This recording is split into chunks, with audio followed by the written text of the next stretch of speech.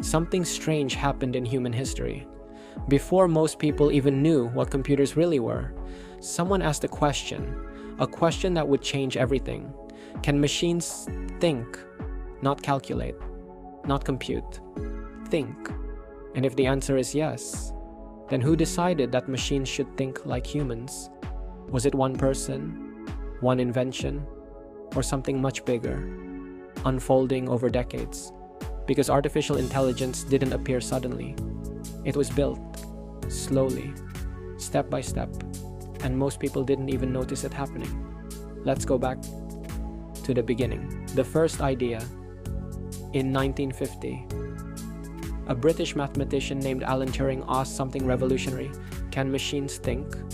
But he didn't just ask the question, he tried to measure it. He created something called the Turing tests. Here's the idea.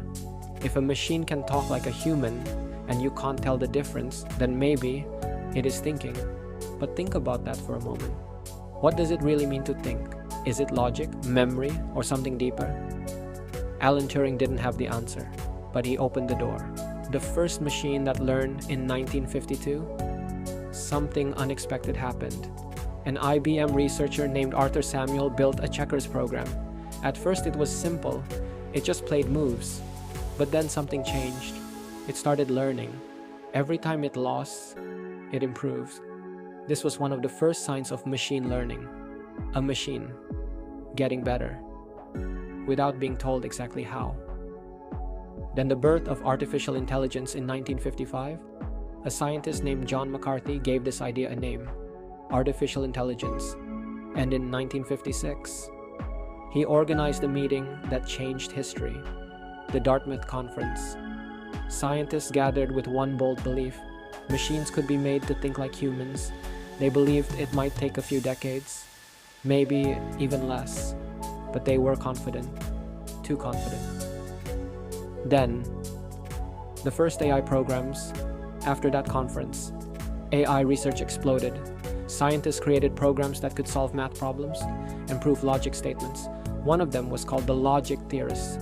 Another was Eliza, an early chatbot. We'll be talking about that in next episode. Eliza could talk like a human, but it didn't understand anything. It just followed patterns. Still, people were amazed, and they started asking a dangerous question. If this machine can talk like this, what else can it do? The problem begins, but reality was different from expectation. Computers were too weak, data was too small, and real-world thinking was far more complex than anyone expected. AI worked in controlled environments, but outside the lab, it struggled, and slowly, the excitement started fading. The AI winter. By the 1970s, funding began to disappear. Research slowed down, and AI lost public attention. People started asking, was this all just hype? Was artificial intelligence even possible? For a while, it felt like the dream was over. The comeback.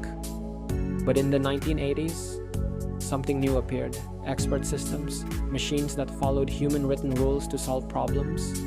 AI wasn't thinking yet, but it was becoming useful again, and slowly, the foundation of modern AI was being built, even if no one fully realized it at the time.